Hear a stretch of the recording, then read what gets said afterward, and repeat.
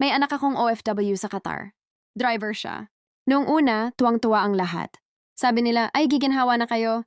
Ngumiti lang ako. Hindi ko alam kung paano sasabihin na utang muna ang nauna bago ginhawa. Nagbenta kami ng alahas. Nanghiram kami sa kooperatiba. Pumila ako sa barangay para makahingi ng tulong. Lahat yon para lang makaalis siya. Sabi ko sa sarili ko, okay lang. Anak ko naman, sa unang 3 buwan may padala.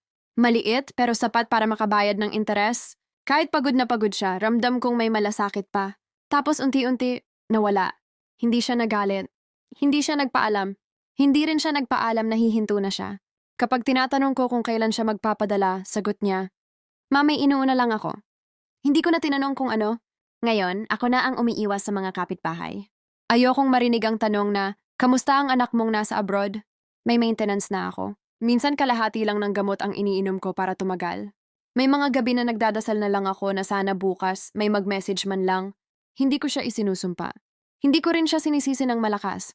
Iniintindi ko na lang na baka mas mabigat ang buhay niya doon kaysa sa buhay namin dito. Pero kung may isang hiling ako bilang nanay, sana kahit hindi na pera, huwag lang niya akong kalimutan.